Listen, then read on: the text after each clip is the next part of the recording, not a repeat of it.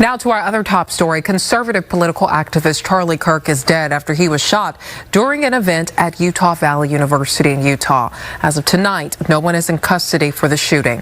Fox 13's Brian Yennis has more. Authorities are continuing their investigation into the fatal shooting of conservative activist Charlie Kirk. This is a political assassination. Chaos at Utah Valley University. Students running after hearing a gunshot during an outdoor campus event with a 31-year-old Turning Point USA CEO. We did have 6 officers working that event. We had probably over 3,000 people that were in attendance. According to authorities, Kirk was shot from a nearby rooftop in a targeted attack. He was rushed to a local hospital but did not survive. Campus immediately closed and classes are canceled until further notice as local police and the FBI investigate. The only information we have on the suspect, the possible shooter, is taken from closed-circuit TV here on campus, but it is security camera footage, so you can kind of guess what the quality of that is.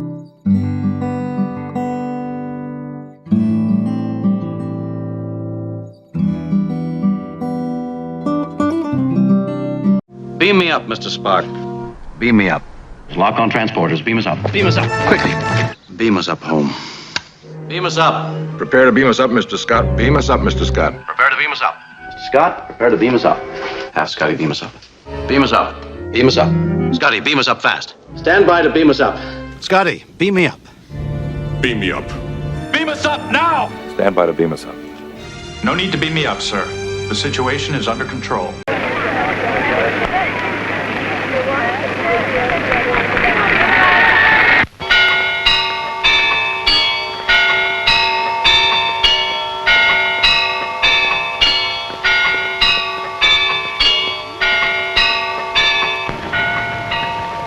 The little church of Crathy is the place of worship for the royal family while in residence at Balmoral. Crathy Church nestles among the pines on the edge of the Forest of Mar, and as the crow flies in Scotland, lies 2 miles from the picturesque castle over which the royal standard floats. To church on the Sabbath, the King and Queen are wont to drive in an open chaise, and on this occasion King Boris of Bulgaria accompanies them. At Balmoral, King George leads the life of a Scottish laird, and worships every Sunday with his tenantry, according to the rites of the Church of Scotland.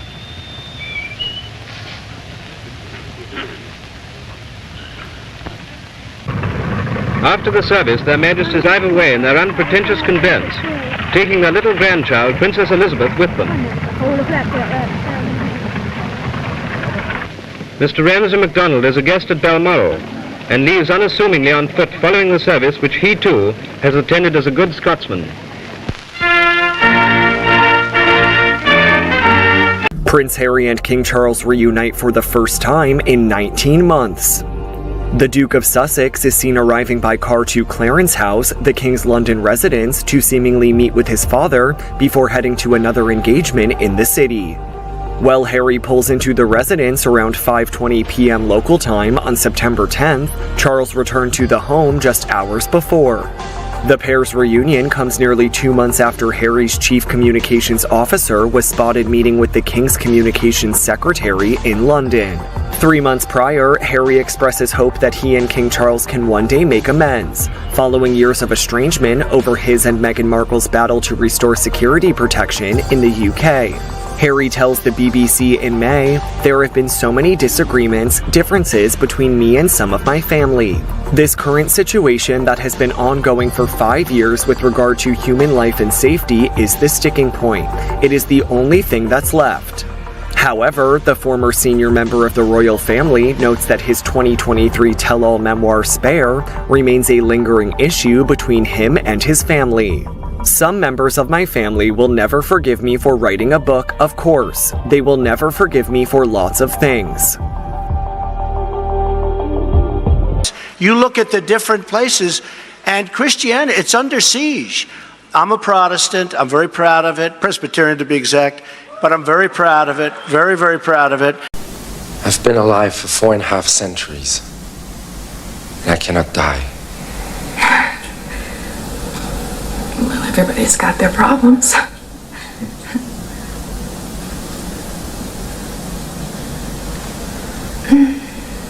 What are you going to do with that? Take it.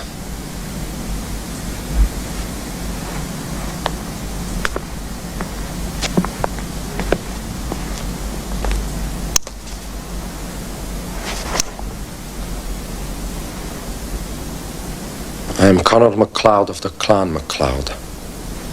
I was born in 1518 in the village of Glenfinnan on the shores of Loch Shiel. And I am immortal.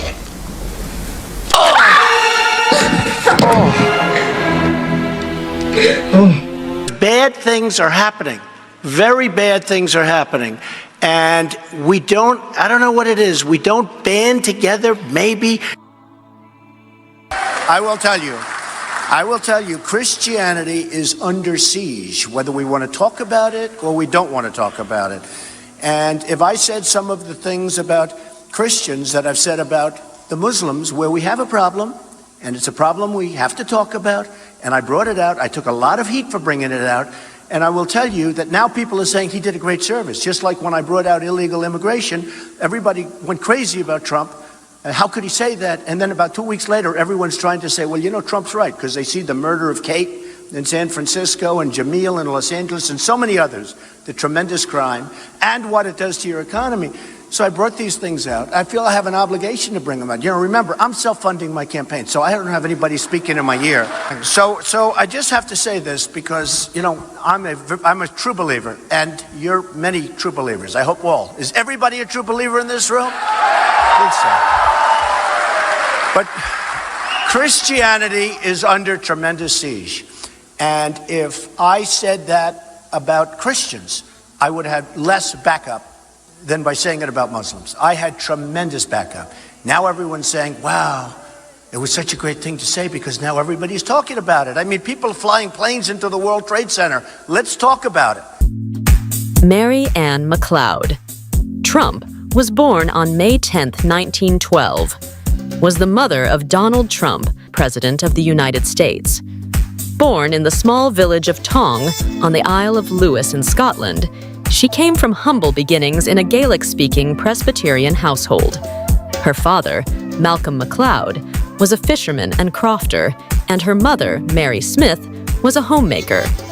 Mary was one of 10 children in the MacLeod family, and her early life was marked by the harsh realities of rural Scottish life, especially during the post-World War I years.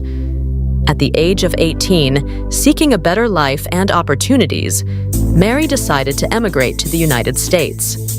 In 1930, she boarded the RMS Transylvania and arrived at Ellis Island, New York, with only $50 to her name. Like many other immigrants at the time, Mary initially worked as a domestic servant, a common job for young immigrant women in the early 20th century. She lived with her older sisters, who had already settled in New York.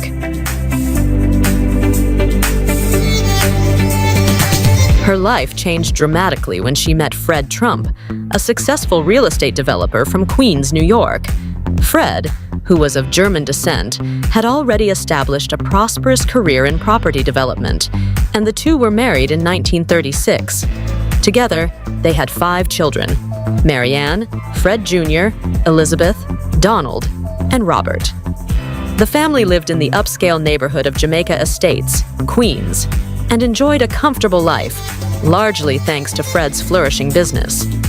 Mary MacLeod Trump was known for her devotion to her family and her religious faith. Here's the thing. So do you think Jews should be allowed on the Temple Mount? So you don't think it's a Temple Mount? Because if you do, that's the very interesting thing. If you just say it's a Temple Mount, I'm putting you admittedly in a very difficult position because Muslims do not recognize it as the Temple Mount. Right, they recognize it as their place of worship, and it's been that way since the beginning. No, it's been the Temple Mount since King David. Thank you very much. So, I mean, you could say whatever you wanted to say. It's a huge point. It's actually it's one of the biggest inhibitions of peace. Hey guys, today I am in a village called Temple, standing next to this old ruin, which was once the headquarters of the Knights Templar in Scotland. Stay tuned to see more.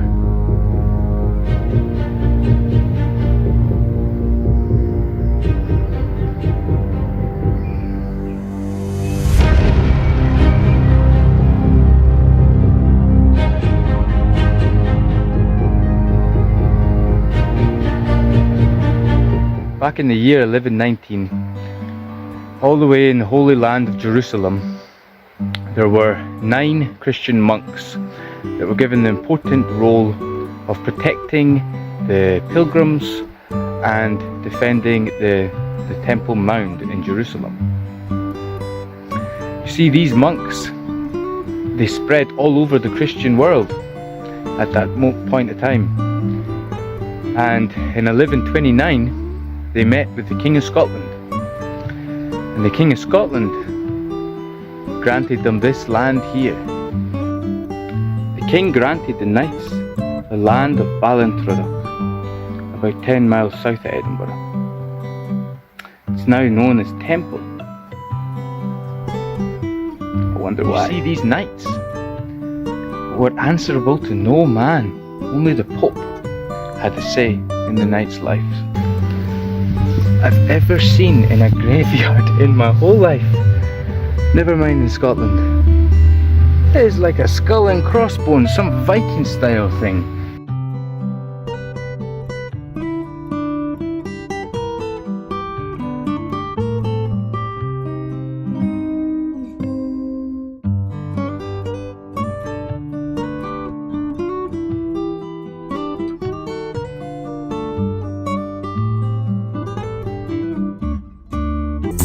She was a devout Presbyterian and actively involved in charitable and church activities, especially with the Ladies' Auxiliary of the Jamaica Hospital Medical Center.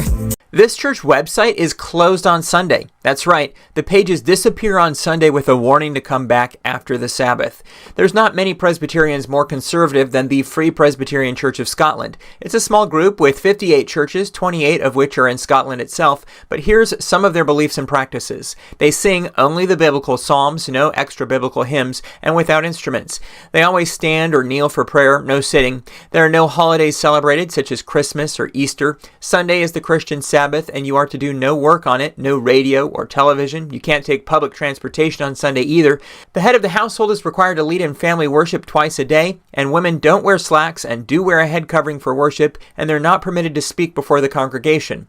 They are 5-point Calvinists. They oppose evolution and believe in six-day creation. The base of their beliefs are basic Protestant Christian beliefs like the Trinity, virgin birth, and sinless life of Jesus Christ and his death and resurrection. And as a Presbyterian denomination, their churches are run by a session made up of ruling elders and their minister, which then send representatives to a presbytery, and above that is a synod. They have 2 sacraments, baptism and the Lord's Supper, and baptism is of infants and the Lord's Supper is a fenced table, meaning they restrict who's allowed to participate. They also physically sit at the communion table to observe, and this is done only once or twice each year. However, it's a special time and there are several days of preparation services leading up to the communion service. One thing you definitely won't find in a Free Presbyterian church is speaking in tongues. They're cessationists, meaning that they believe that certain spiritual gifts like tongues and gifts of miracles have ceased. Somebody said the president's been shot, and I froze, like so many people. I started crying and started praying, but when you rose up with fight, fight, fight, That was quite a day, because it's almost impossible for even a bad shot to miss you from that distance. Now, he didn't miss me. Probably 1/8 of an inch is the difference. And it all happened to be because I was looking to the side on a chart on illegal immigration. Can you believe it? I was talking about something and I just said, pull down that chart if you would. And I turned to the right very quickly and ping. And I knew something was real bad. Don called me first. He said, somebody was protecting you up there.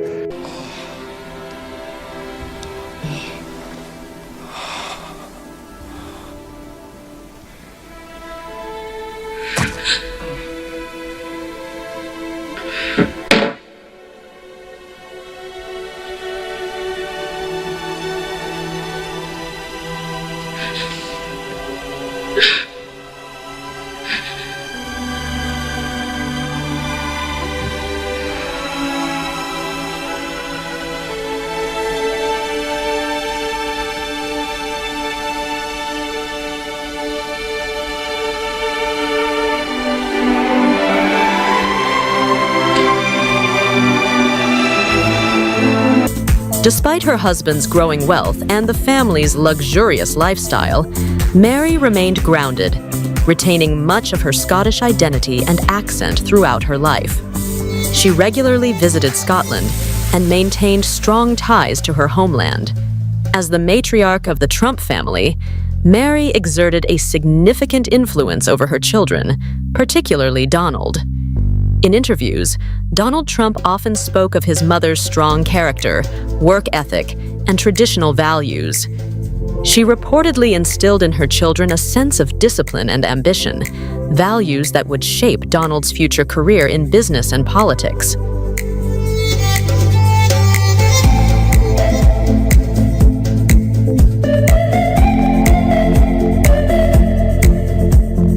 Mary's later life was marked by tragedy when her eldest son, Fred Jr., died in 1981 at the age of 42 due to complications related to alcoholism.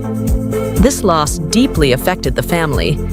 In her later years, Mary suffered from osteoporosis and other health issues. In 1991, she was seriously injured in a car accident, which affected her mobility and overall health. Mary Ann McLeod Trump passed away in 2000 at the age of 88.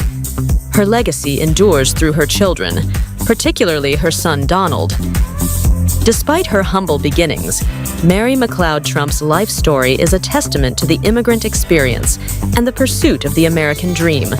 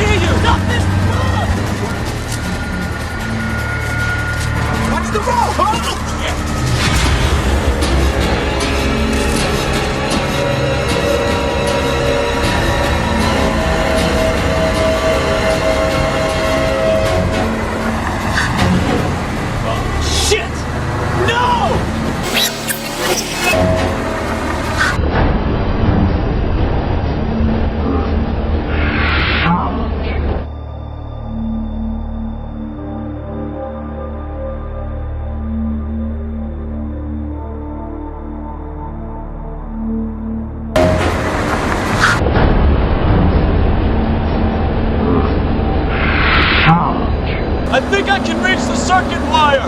He can reach the circuit wire. No, don't. That's a decoy. Classic. That's your classic decoy. What else? What else? Hold on. Hold on.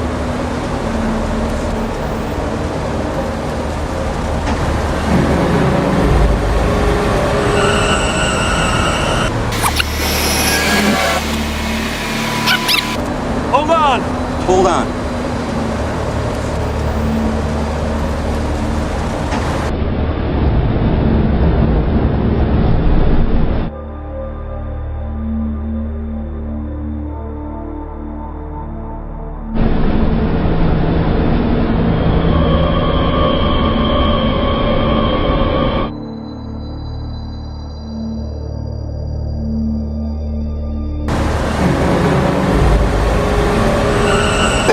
Slow down just a bit, all right? We don't have to go so fast, do we? Okay. Just slow down just a bit, all right?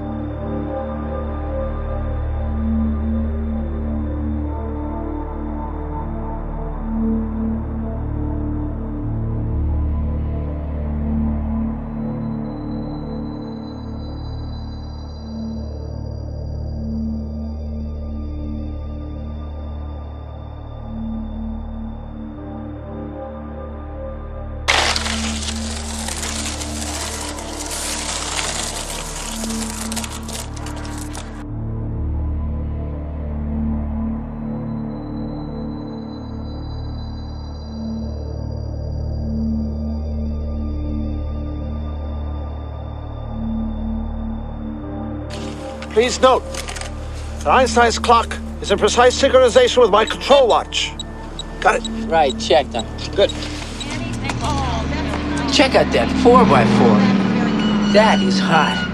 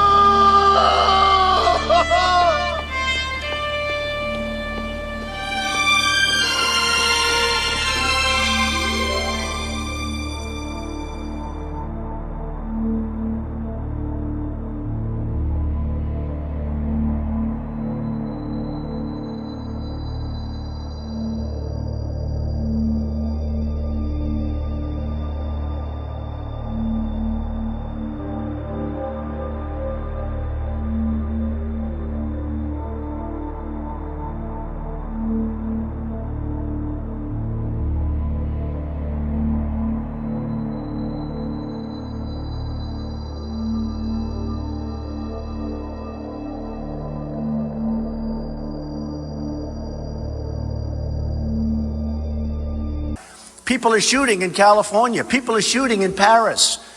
130 people killed in Paris. Nobody wants to talk about it.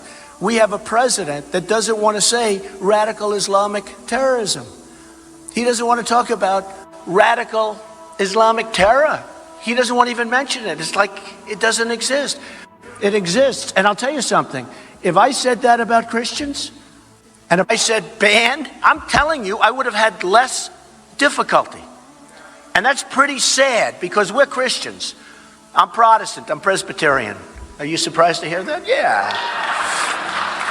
I always like to bring my communion pictures along. Sometimes I'll bring a communion, but I didn't want to. I think you believe me, right? In Tel Aviv on what is now early morning in Israel. Trey.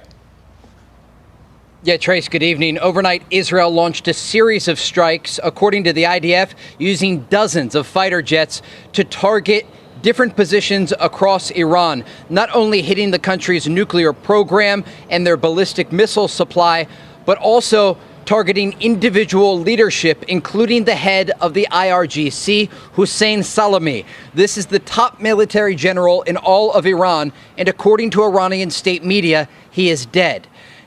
Ministers say the crowds on Sunday rivaled those at Christmas.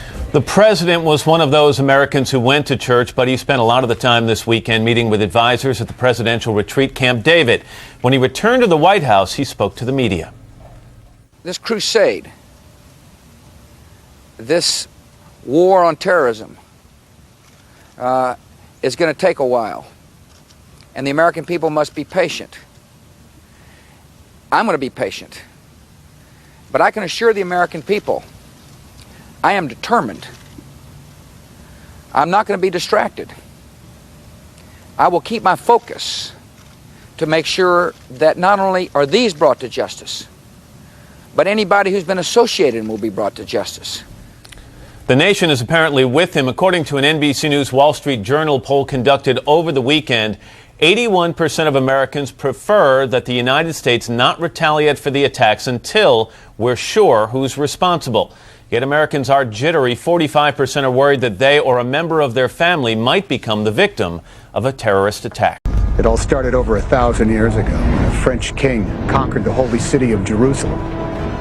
This crusade, one of the most massive, sweeping in history, was actually orchestrated by a secret brotherhood, the Priory of Sion, and their military arm, the Knights Templar. But the Templars were created to protect the Holy Land. That was a cover, to hide their true goal, according to this myth. Supposedly, the invasion was to find an artifact, lost since the time of Christ. An artifact it was said the church would kill to possess. Did they find it, this buried treasure? Put it this way. One day the Templars simply stopped searching. They quit the Holy Land and traveled directly to Rome. Whether they blackmailed the papacy or the church bought their silence, no one knows, but it is a fact. The papacy declared these priory knights, these Knights Templar, of limitless power. By the 1300s, the Templars had grown too powerful, too threatening.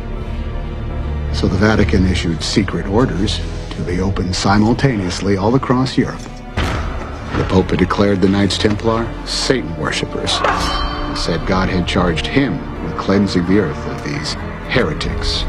The plan went off like clockwork. The Templars were all but exterminated. The date was October 13th, 1307, a Friday. Friday the 13th. The Pope sent troops to claim the Priory's treasure, but they found nothing. The few surviving knights of the Priory had vanished, and the search for their sacred artifact began again. What artifact? I've never heard about any of this. Yes, you have. Almost everyone on Earth has. You just know it as the Holy Grail. You guys know what this represents? Well, maybe just the calm before the storm. What's the storming? Could be the calm before the storm. What storm is We have the world's great military people in this room, I will tell you that. And we're going to have a great evening. Thank you all for coming. Thank you. What storm, Mr. President? You'll find out. Give us a hint on your answers. Thank you, everybody. Mr. President, how imminent is an Israeli strike on Iran? Well, I don't want to say imminent, but it looks like it's something that could very well happen. Look, it's very simple, not complicated. Iran cannot have a nuclear weapon. Well, I'd love to avoid the conflict. Iran's going to have to negotiate a little bit tougher, meaning they're going to have to give us some things that they're not willing to give us right now. I want them to be successful. I want them to be tremendous. We'll help them be successful. We'll trade with them. We'll do whatever is necessary. We do begin with that breaking news in the Middle East and now escalating fears of an all-out war in the region. The IDF has confirmed Israel has hit nuclear targets. Officials say dozens of jets completed the first stage that included strikes on dozens of military targets, including nuclear ones. Our producer on the ground in Tehran heard blasts around the city. Our teams have reported air raid sirens in Tel Aviv and Jerusalem. The strikes come as the U.S. has planned nuclear talks with Iranian officials this weekend. That's why I'm once again asking you to strictly follow the guidelines of the Homefront Command. It's very possible that you will need to stay in protected spaces for an extended period of time, much longer than we've been used to until now.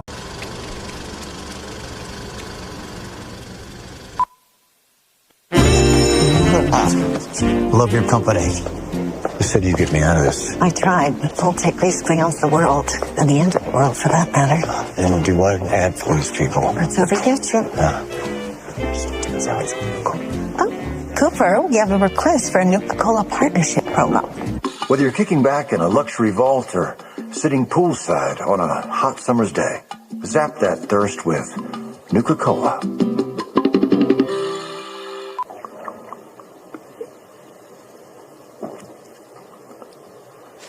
I've got other things that I want to do with my career, you know? I know. Look, I'm an artist. I'm not some corporate pitch man.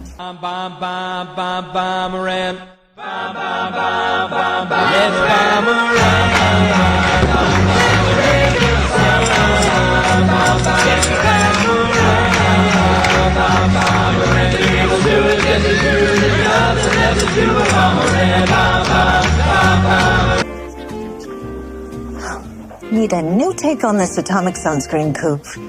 Sunscreen. They sell underground living facilities. It's advertising, Coop. Try not to think too hard. Just because you're 100 feet underground doesn't mean you've escaped the sun's harmful UV rays. Give your skin a warm grin with atomic sunscreen. This doesn't work, right? I mean, it's just lotion. Are we done yet? 9/11. About 10 days after 9/11, I went through the Pentagon and I saw Secretary Rumsfeld and Deputy Secretary Wolfowitz. I went downstairs just to say hello to some of the people on the Joint Staff who had used to work for me. And one of the generals called me and he said, "Sir, you got to come in. You got to come in and talk to me a second." I said, "Well, you're too busy." He said, "No." He says, "We've made the decision. We're going to war with Iraq." This was on or about the 20th of September. I said, "We're going to war with Iraq. Why?" He said, "I don't know." He said, "I guess they don't know what else to do." So I said, well, did they find some information connecting Saddam to Al-Qaeda? He said, no. He says, there's nothing new that way. They just made the decision to go to war with Iraq.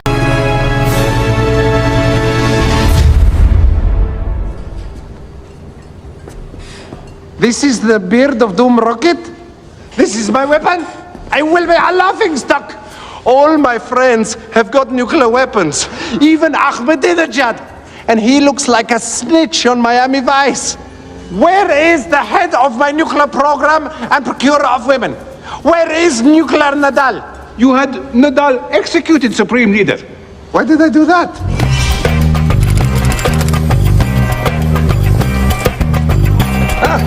Supreme Leader. Nadal. We are just months away from refining weapons-grade uranium, and we are set to test the missile next week. It is too round on the top. It needs to be pointy. Round is not scary. Pointy is scary. This will put a smile on the faces of the enemy. They will think that it is a huge robot's dildo flying towards them. 2, 1. Take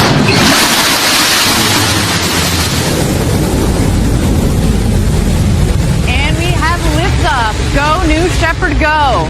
Please make sure to stock up, as I'm sure you're already doing, with supplies, food, clothing, and more. But above all, stock up on patience, on faith in the justice of our cause, and in confidence in our victory. There's a reason we named this operation Rising Lion, a people that rises up as a lioness, and as a lion lifts himself up. We are going to achieve many great accomplishments, thanks to you, and thanks to our heroic soldiers. At Crusader Industries, we believe that our values are more than a standard of behavior.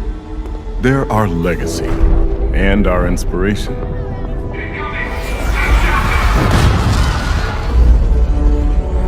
We don't defend them through sheer size or firepower alone.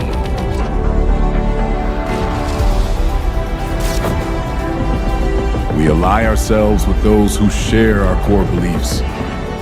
We make sure the real heroes make it to where they're needed most.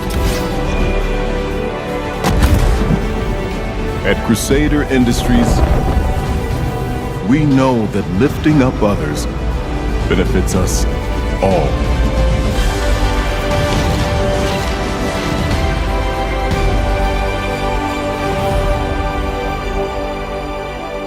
You have two political parties, the Republicans and the Democrats, that are simply, those two parties are simply opposite wings of the same bird, and they're giving the bird to the American people.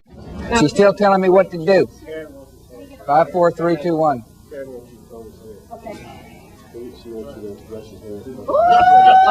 Were we rolling tape on that? There you go. You got a brush? Yes. Just a one-finger victory salute.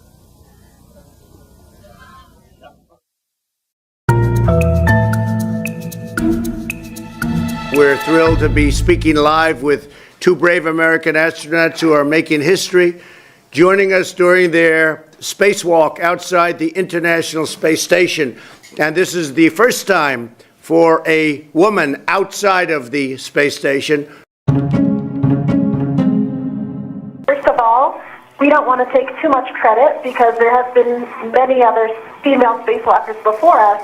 This is just the first time that there have been two women outside at the same time.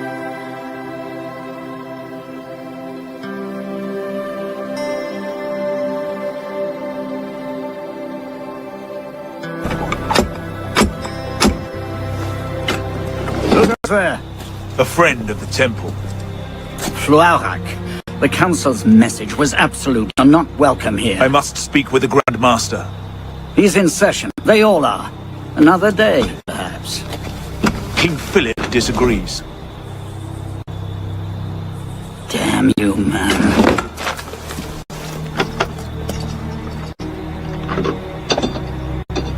Why you're not rotting in a cell at this moment, I cannot fathom.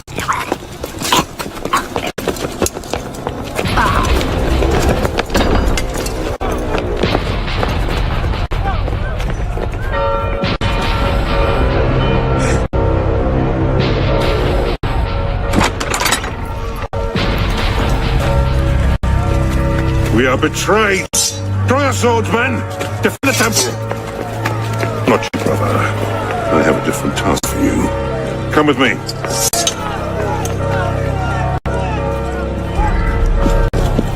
King Philip's moving faster than we expected. Another hand is at work here. Oh, the assassins. Assassins?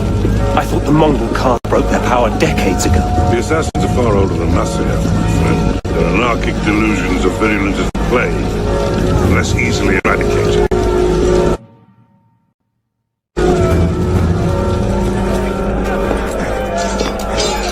We will not prevail this night, but if you make haste, we may yet save our order. What must we do? Go to the tower. Take the sword and the book. Hide them. They must not fall into the assassin's hands.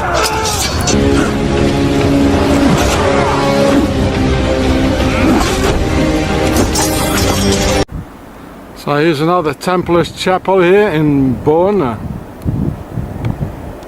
You know, in just any French village, any French town you go, you find Templar stuff. And they are the general, they are no warrior monks. They're not warriors at all, they're backstabbers. So this is very old. Jacques de Molay, the last Grand Master of the Templars, he made his sermons here of being a Knights Templar, what it says, in 1265. And this is very old. This is probably from the 11th century or something here. And yeah, it's in a bad condition, it seems. There's no tourists here. Tourists they're not interested in it. An ancient Templars chapel. I showed on the map. So they are today's colonels and generals, you know, they do, and we do the fighting for them. They don't fight. Of course they don't. They are no, you know, forget it about the, you know, the Templars, they were great guys and all that. Forget about it. Just forget about it. They were bastards.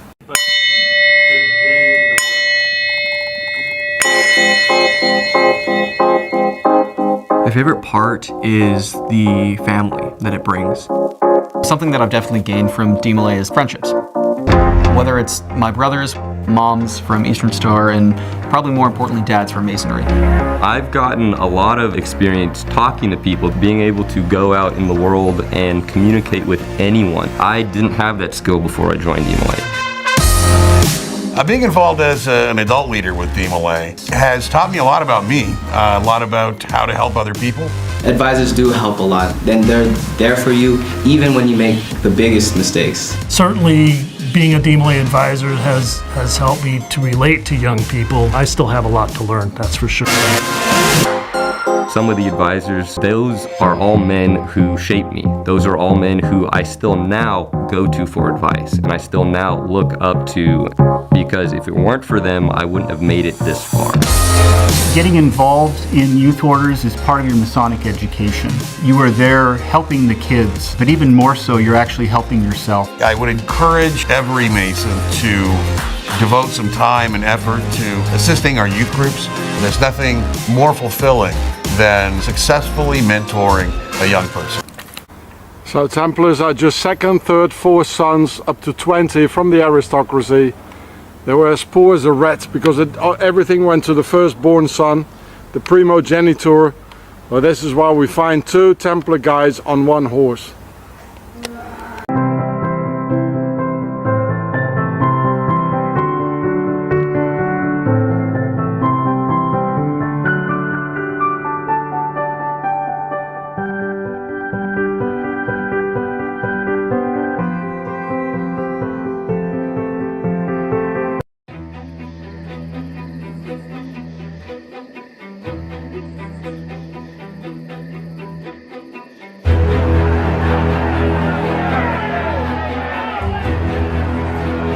Mr. Hinky, stand here accused of using the dark magic known as analytics.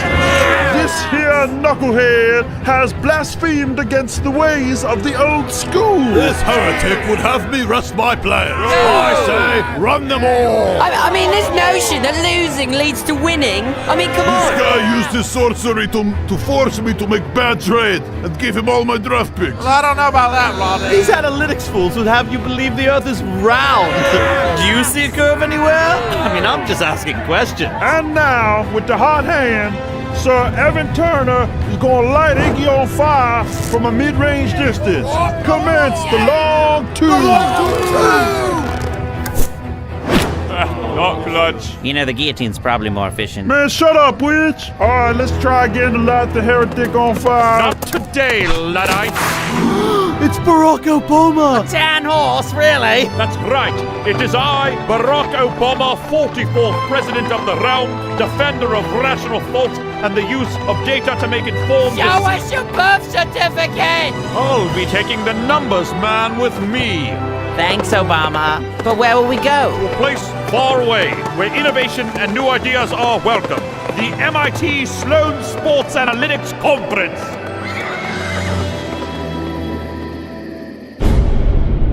Simply put, this country and this world benefit from your commitment to Jesuit principles, to being men. They're not.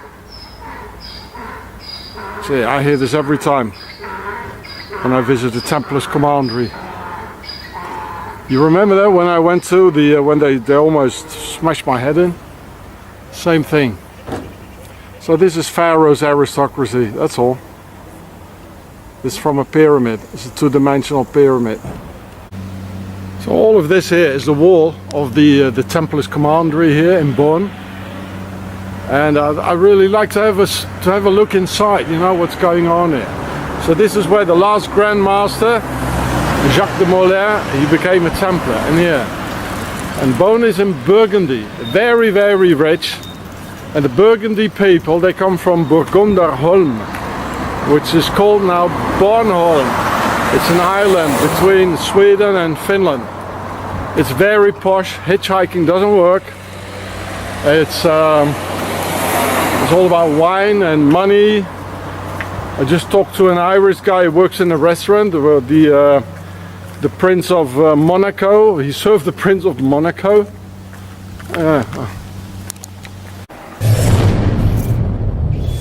Das kann nicht weitergehen. How did your men lose him? How can someone bring so much disruption to our cause? We have tried to stop him, but many lives have been claimed by his stealing. He fights like no man. People say he moves like an angel of death, carrying fury on his wings.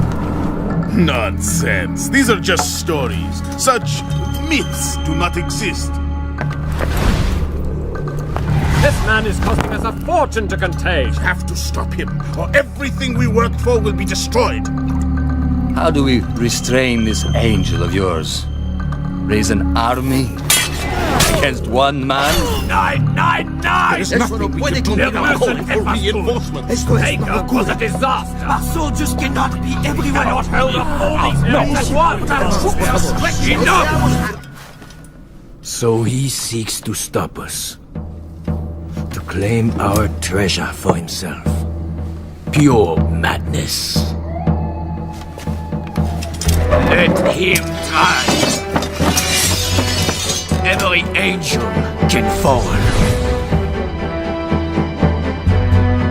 Why do you not join us, brother?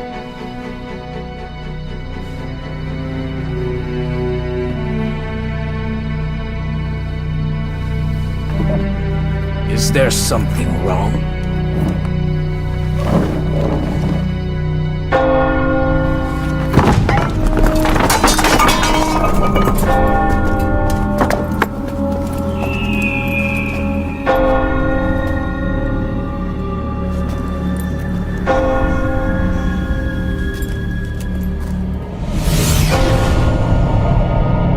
So one more time, the Templars Commandery is not very far from Troyes, where it all started.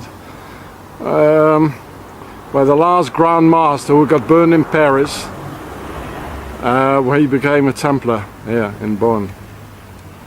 Nobody's here. It's all, you know, no tourists. They go to the yeah, well, I really like to go over the wall and have a look, eh? This is why they gather, you know, the Freemasons who come out of the Templars.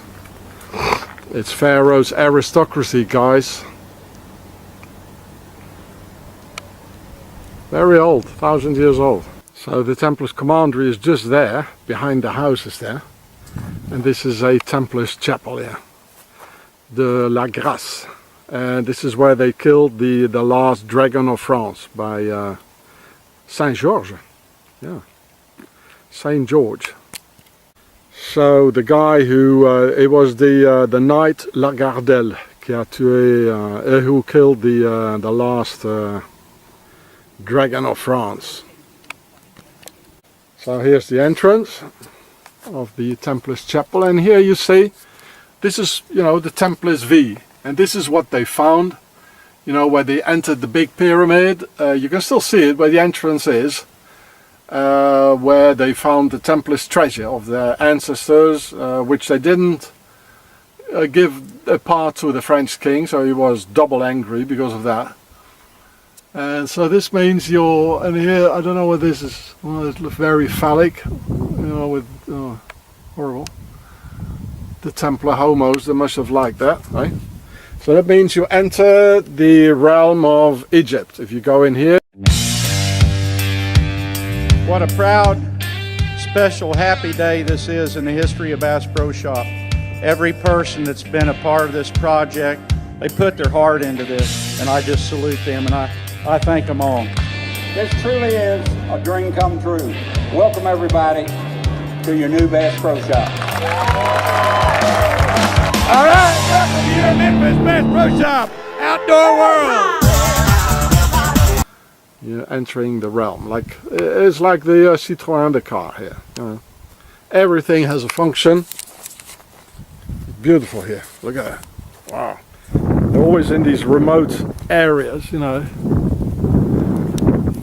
Not a little door. Hello, somebody here?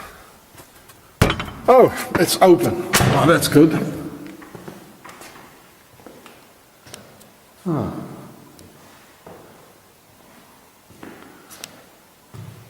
Let's ring the bell. Maybe not. Not much to see. The sun hieroglyph. Yeah. There's the Templar's cross. There you go.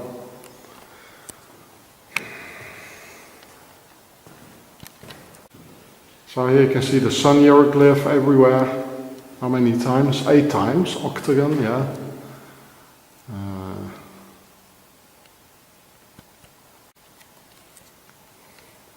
So here you see the seal of Solomon. It's also the concept of 4 with the 4 blue lines around there. So that's nothing to do with the Jews. It's the King Solomon of the Jews. The M sign everywhere from Mason. They say it's Maria, but with all the pharaonic colors. Red for where they come from, the old world order, white for Mason in the middle, and it was a war, blue around it. So through a war they got to rule.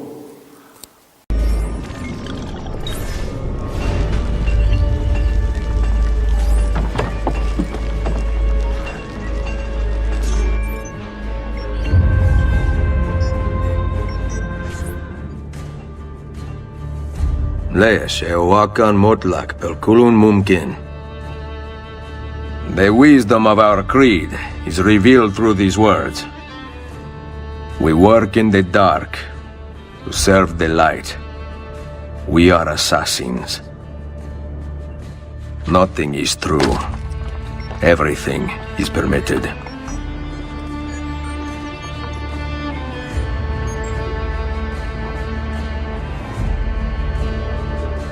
We are not merely transferring power from one administration to another, or from one party to another, but we are transferring power from Washington, D.C., and giving it back to you, the people.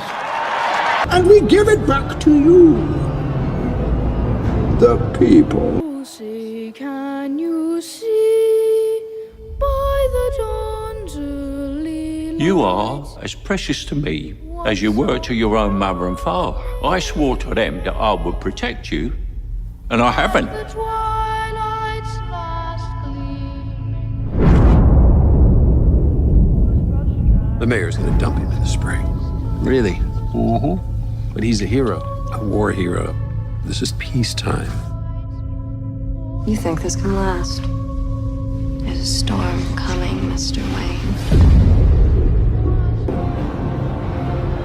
For too long, a small group in our nation's capital are corrupt, has reaped the rewards of government, the rich, while the people have borne the cost. The oppressors of generations who have kept you down with myths of opportunity. The establishment protected itself, but not the citizens of our country. And do you accept the resignation of all of these liars, of all the corrupt? You and your friends better batten down the hatches.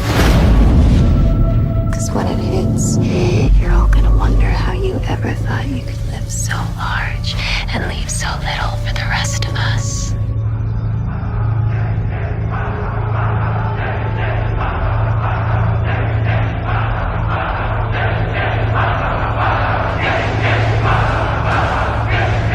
What does that mean? Rise.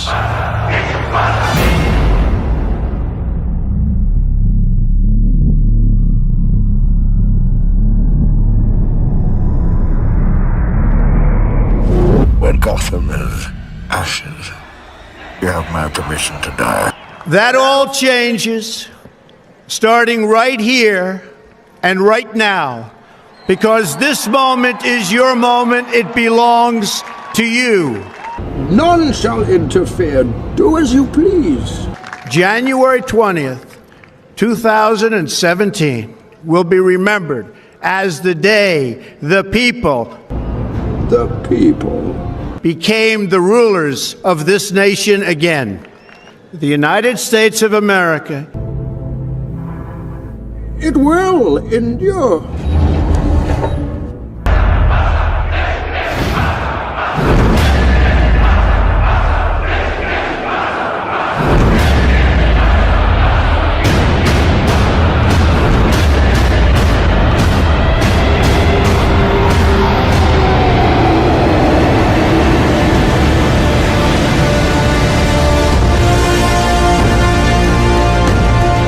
Templars chapel, eh? It's everywhere. There's so many. It's always a remote place somewhere. Whereas here it's in the pretty much south middle. Always very simple little chapels like this. Templars. I don't see much Templar symbols. Oh. So this is not Templars. And it's for the pilgrims, for the eyes. And this is where the dragon used to hide, apparently.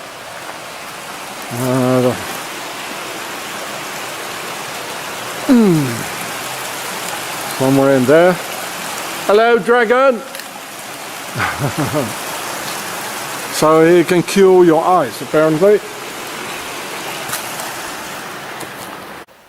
Oi! Hello, Swissy. You're here too? Of course you are, eh? Now look, all these little cabins here.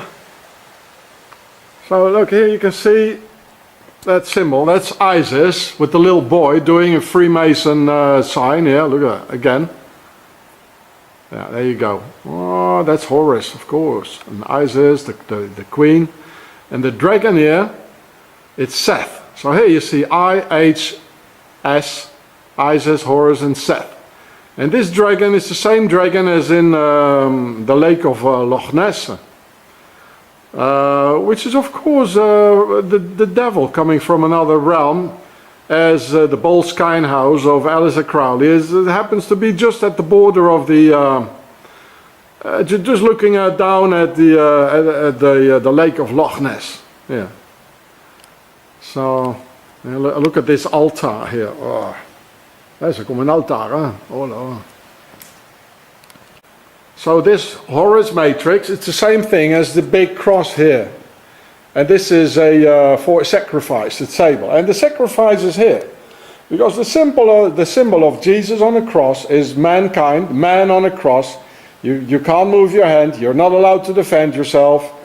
You can just move your head and say, no darling, yes darling, or yes Mr. President, no Mr. Judge, and never do it again. So this here, the cross on the floor, is the same as this here. It's all the Horus matrix. The whole bloody thing is the Horus matrix.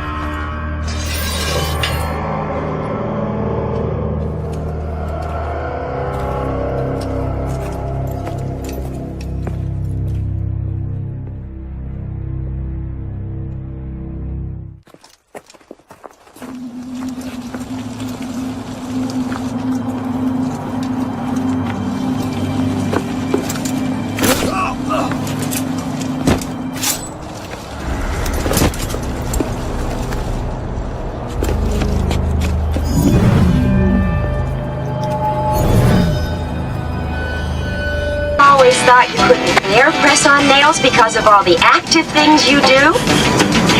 Well, if you're ready for beautiful, natural-looking, easy-to-apply nails, pre-colored in 7 luscious hues, just... Today, the news of Hulk Hogan's passing has reached the highest office in the nation. President Donald Trump has issued a formal statement from the White House on X, mourning the loss of the man he calls a great friend.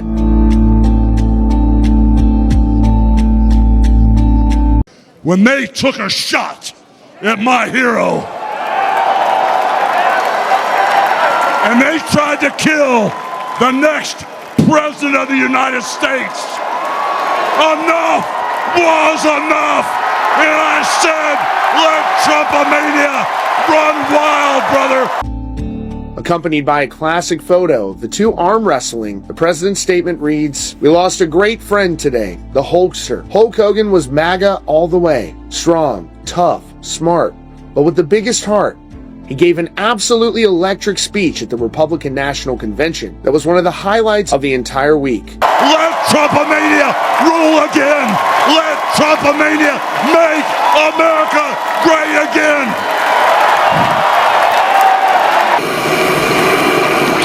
Impulses are being redirected. We are living in an artificially induced state of consciousness that resembles sleep.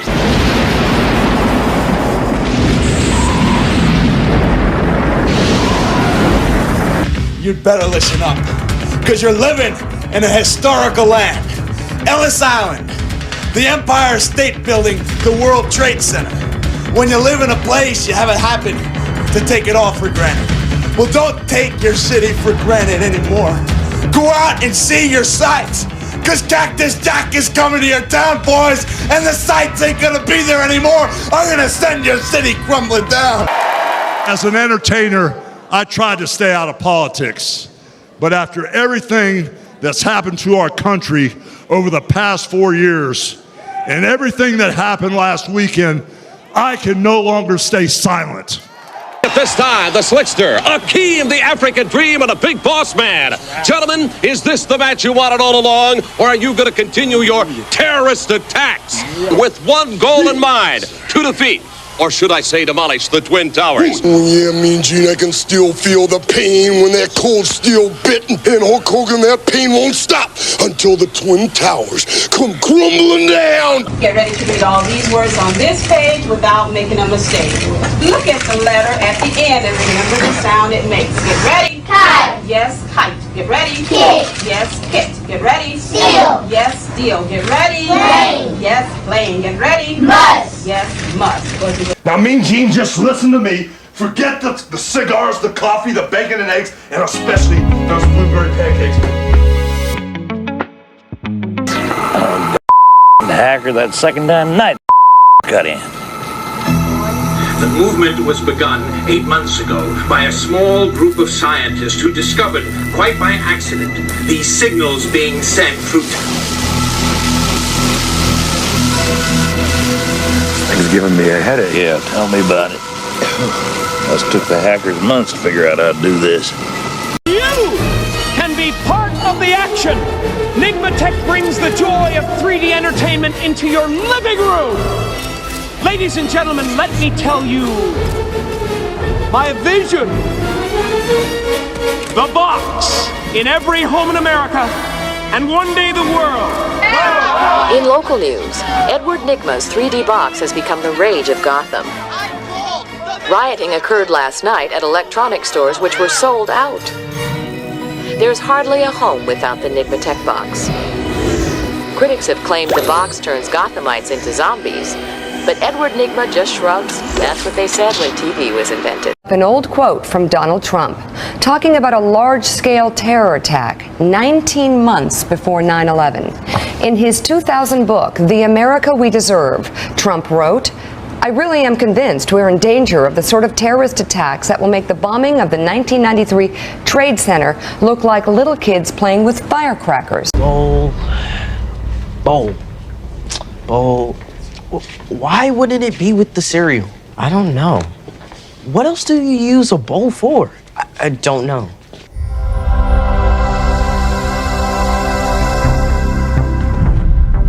Satan's baby. You ever shot one of these suckers? No. We are following some breaking news as it relates to the Trump presidency. I want to transition your screen to give you a live look at the White House as we're learning a massive $550 billion trade deal has been reached with Japan. President Donald Trump confirming this information, adding it will create hundreds of thousands of jobs. I want to provide the latest remarks from the commander-in-chief as relates to this breaking news. I'm going to drop the banner so we can read it together. Take a look at your screen. President Donald Trump saying, quote, "We just completed a massive deal with Japan, perhaps the largest deal ever made. Japan will invest, at my direction, $550 billion into the United States, which will receive 90% of the profits. This deal will create hundreds of thousands of jobs. There has never been anything like it." Is it sweet? That's an understatement. That doesn't look like a bowl. Nah, it's way better. There is a reason this warning label says 18 or older. This sucker is filled with 150 grains of black powder, aka gunpowder. Strap 2 of these together and it's bigger than an M80. 5 of them? We've got ourselves a stick of dynamite. You want to kill that thing with fireworks. Do you have a better idea? Yeah, 11. Against that thing, she's gonna need some backup. Oh my god.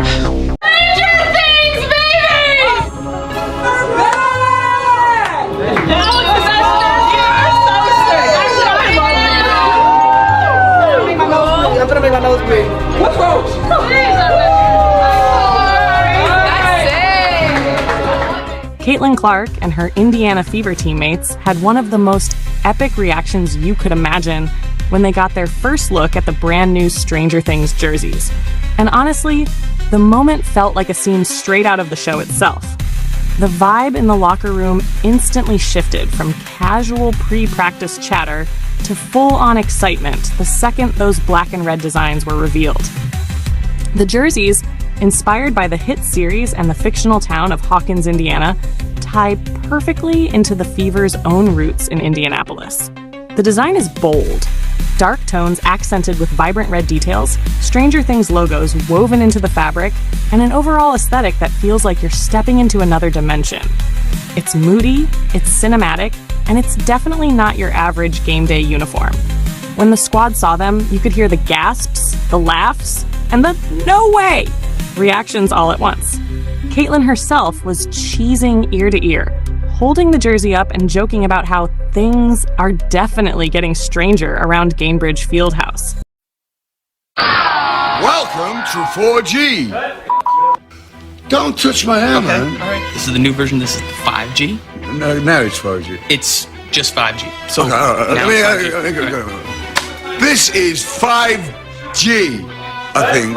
It's a 5G. What you talking about? Just a 5G. Just I'm say a getting 5. Just pretty say damn 5G. All aboard the 5G train! How many bloody G's are there? I'll take it from here. Okay. All right, we're gonna lose Ozzy and bring in the new one. Marker. Ozzy's in the background, guys. What? He's in the background. Is this the way out? The new buyback program. You buy it now, we buy it back when it's time to upgrade. It's Fever, 6G Fever. What's a 6G? What the f***'s a Bieber? I don't know, kinda looks like a girl.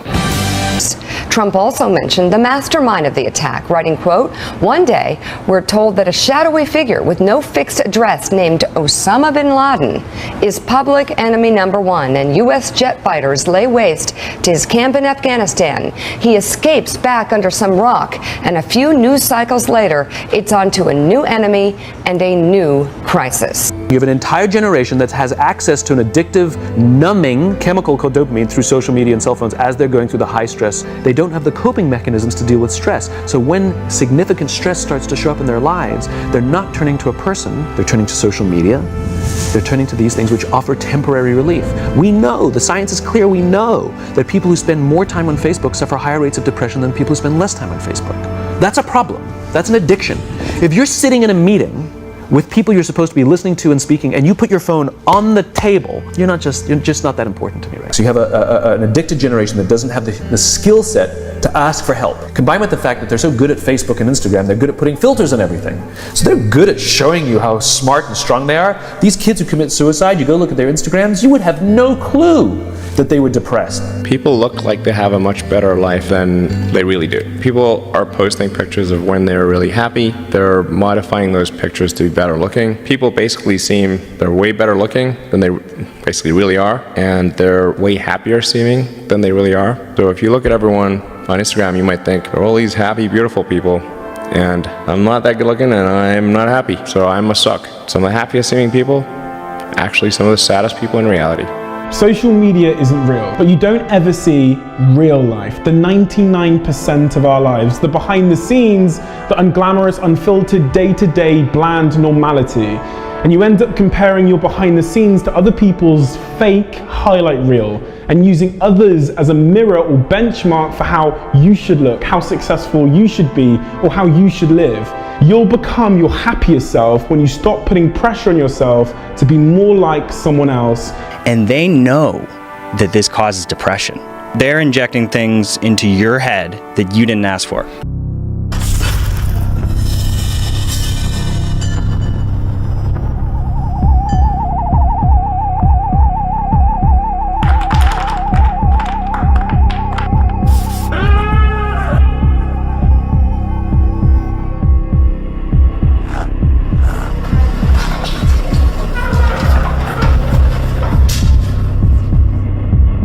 Do you not think an angel rides in the whirlwind and directs this storm? This work continues. The story goes on. And an angel still rides in the whirlwind and directs this storm. God bless you all. And God bless America. Get ready to read all these words on this page without making a mistake.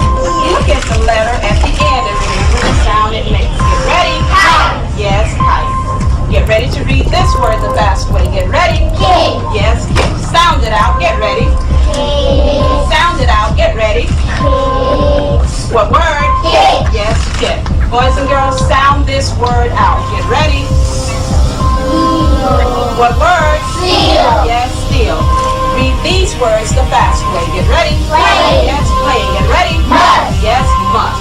Let's read these words the fast way without making a mistake. Get ready. Kite. Yes, kite. Get ready. Kick. Yes, kick. Get ready. Steal. Yes, steal. Get ready. Play. Yes, play. Get ready. Must. Yes, must. Open your book up to lesson 60 on page 150. We have before us the opportunity to forge for ourselves and for future generations a new world order, a world where the rule of law, not the law of the jungle, governs the conduct of nations. When we are successful, and we will be, we have a real chance at this new world order, an order in which a credible United Nations can use its peacekeeping role to fulfill the promise and vision of the UN's founders. You will never see it coming.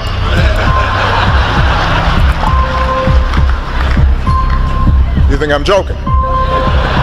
And fire came down from God out of heaven and devoured them.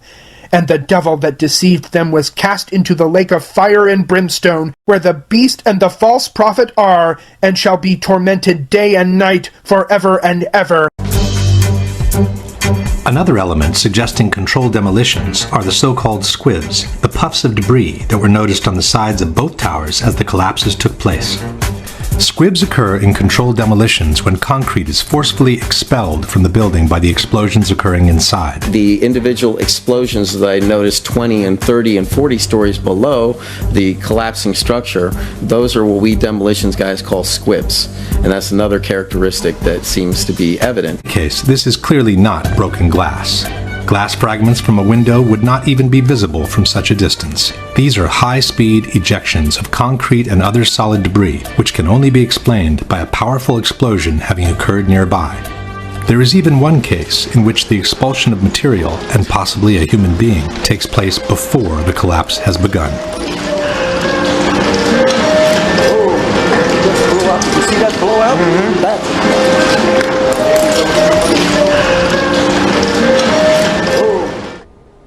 Question. Given that what we see is clearly not glass from a broken window, but concrete and other debris, can you explain what caused the squibs observed 30 or 40 floors below the level of collapse?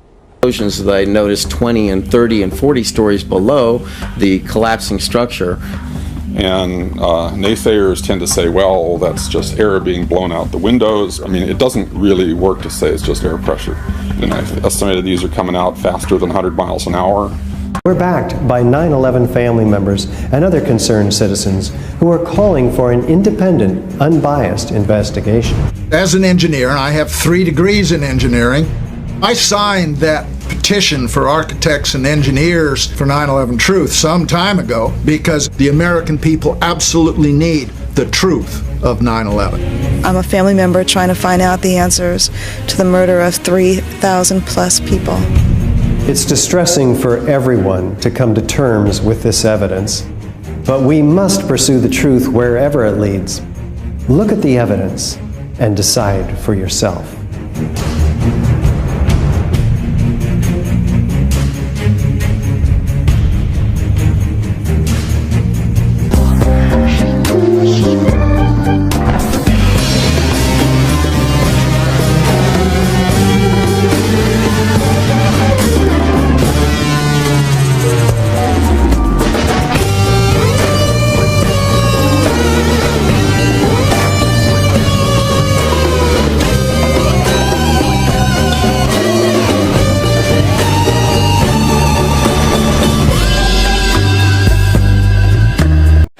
First, we've got population.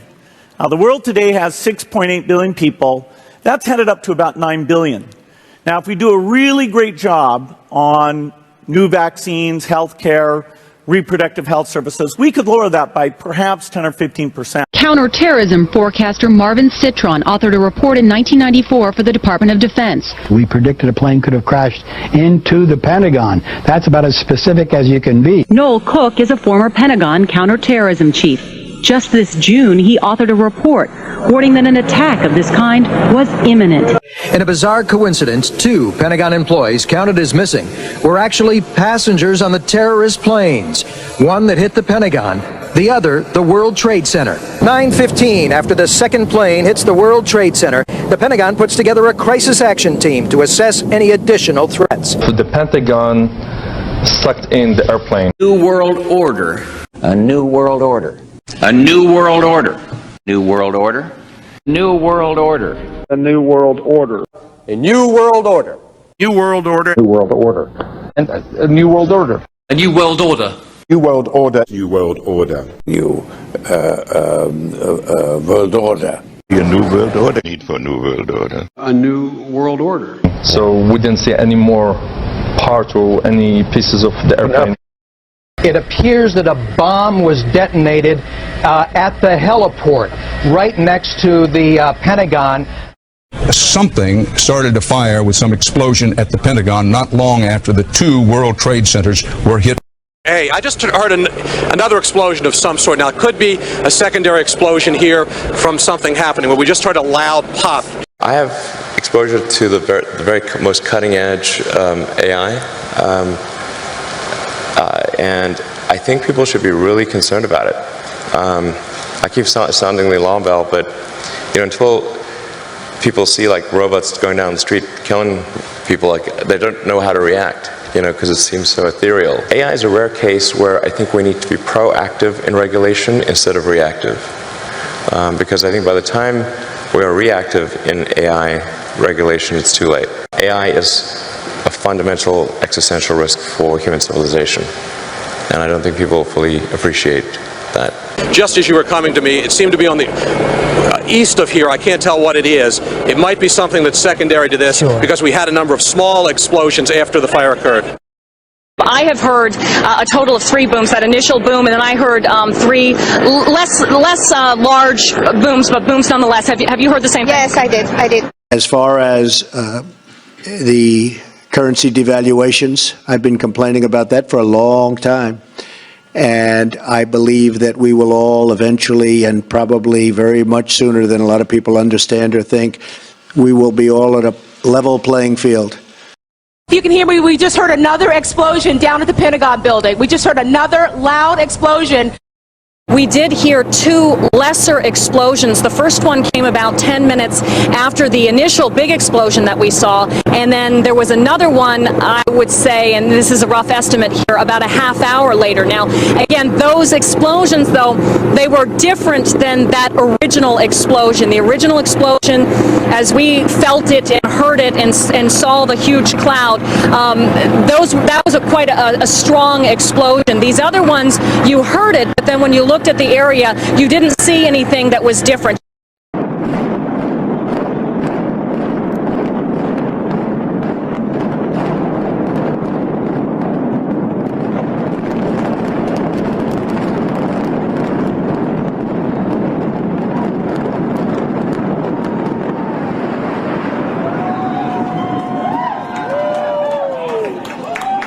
Pentagon, the day before 9/11. Secretary of Defense Donald Rumsfeld declared war. Not on foreign terrorists. He said money wasted by the military poses a serious threat. Rumsfeld promised change. But the next day, the world changed. The military cannot account for 25% of what it already spends. According to some estimates, we cannot track $2.3 trillion in transactions. $2.3 trillion with a T. That's $8,000 for every man, woman, and child in America.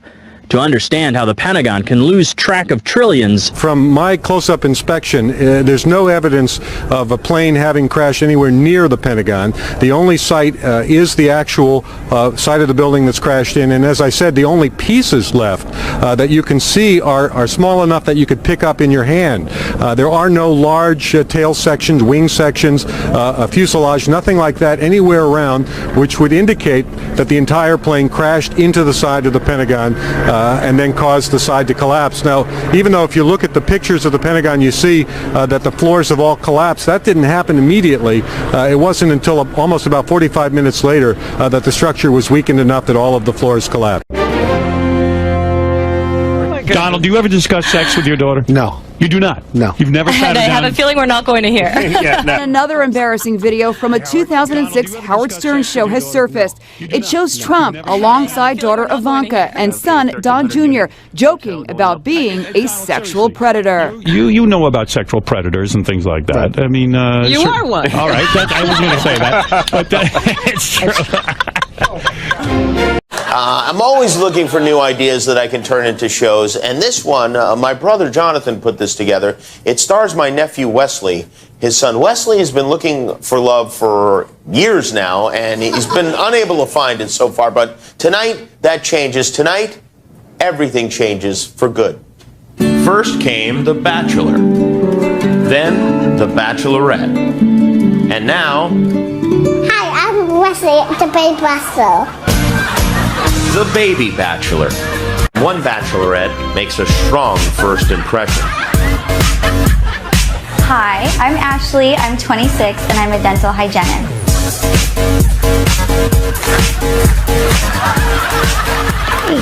Hi. What's your name? I'm Ashley. I'd like to get the big one. The photo over there. Okay. Twinkle, twinkle, little star, how I wonder where we are. Wesley's like a little Billy Joel. Wesley, I'd like some time with you. Many people in America have become very frustrated because, we have a republic-type government, representative-type government, and they keep sending people to Washington to change things, and nothing ever changes. So they've become pretty irritated, and that's why the outsiders have done relatively well in this setting. And I think just anger and frustration with not being able to change the course of the country is what is driving people at this stage. You stood alongside him again and again in debates. What was it like to stand alongside him? He wasn't always polite about you. Well, I recognize that in a political atmosphere, people do and say things. Politicians in general do what is politically expedient, not necessarily what is right. But you're now backing this man to be president who you say is doing what's expedient, not what's right. Because I look at what the consequences are of a brokered convention. If we have a brokered convention, millions of Americans will be disillusioned. They will abandon the political world altogether, go back into their shell, and we will end up with political parties controlling things as they always have. And that would be a pretty awful outcome. You've warned of the danger of this so-called brokered convention, in other words, a sort of party fix to block Mr. Trump. What do you fear might happen now? What do you fear that the party establishment are thinking of doing? Well, they won't be able to do anything if he's able to get the 1,237 delegates. That'll be the end of the story. The people will have prevailed if that is the case. If that is not the case, then, all the dirty tricks that have been available throughout the years will be available to them. They may make all kinds of deals and make sure that he never gets this 1,237 delegates. I'm going to vote blue. Vote for who you want. This is a free dictatorship.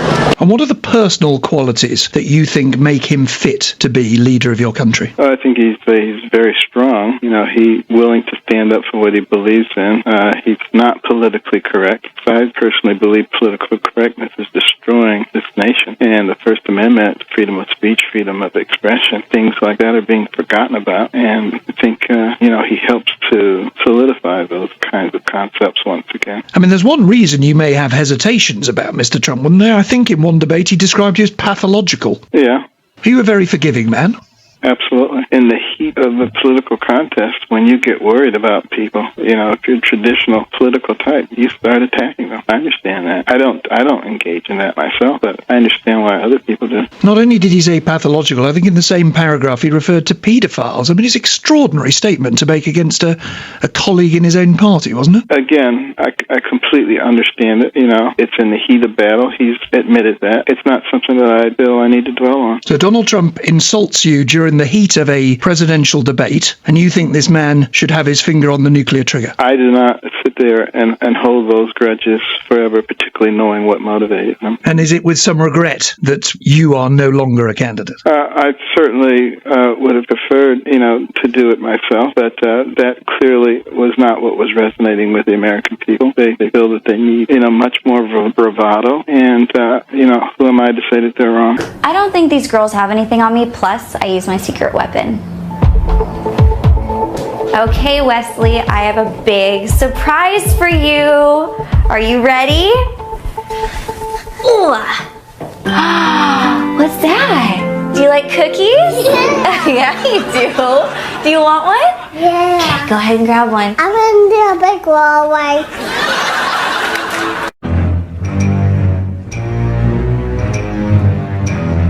Where did this guy come from? What the heck is Try doing here?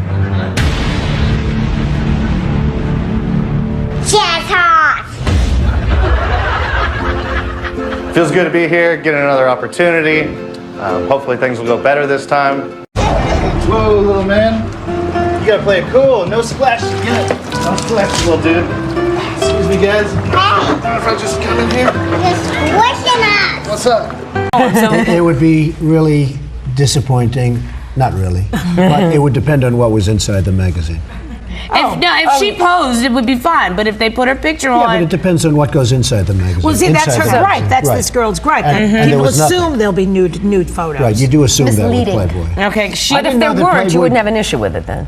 If they were using her to... I don't think Ivanka would do that inside the magazine, although she does have a very nice figure. I've said that if Ivanka weren't my daughter, perhaps I'd be dating her. You know? Stop it! Oh, it's so weird. Stop You know it. what? You are sick. I know, isn't it terrible? How Well, you're known for saying Is that outrageous terrible? things, Weird. Mr. Just like Trump. Who are you, Woody Allen?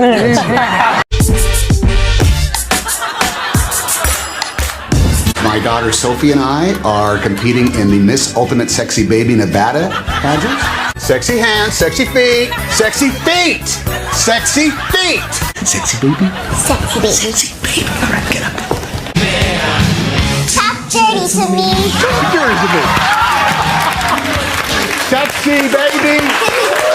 Sexy baby. You are such a sexy baby. I'm proud of you, proud of you. At this point of the show, the host would do something fun and spontaneous to show how we're all just ordinary people, like ordering pizza for everyone. But since we already get food at the Globes, we thought we'd mix it up and try something new. So roll up your sleeves, Hollywood, because you're all getting flu shots! You know you wore a sleeveless gown for a reason. Hey, shot, shot, shot, shot, shot, shot, shot. Excuse me, ma'am, you're definitely going to want to get Defoe.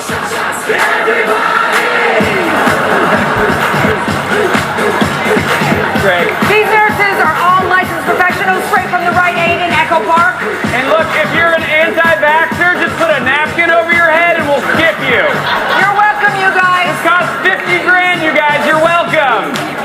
Our lives are becoming more transparent, just inevitably. It's just pulling us. It'll destroy relationships, it'll cost time, and it'll cost money, and it'll make your life worse. If you've messaged anybody this week, would you share with us the names of the people you've messaged? No. Many of you missed your prom, sporting events, and celebration with your friends. But you were quick to find new ways to stay connected and active while remaining focused on finishing your education. You prove to the entire world that you can set your mind to something important, push through and succeed, showing all of us that you, our next generation, already possess the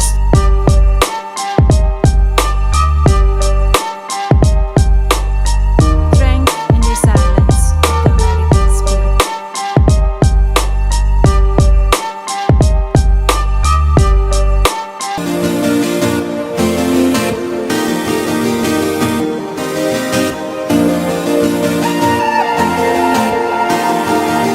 a future that Ernest Cline, the writer of the book, envisioned. I was very careful with Ernie collaborating with me every step of the way to be able to find the movie narrative inside this dense forest of Ernie's profound imagination. The Oasis being the ultimate toy box with all the toys in the world, and then playing that with one of the greatest filmmakers of all time. It results in just amazing action and such a fun adventure. Ernest Cline is such a visionary, and I think has seen the future before any of us possibly could even imagine it.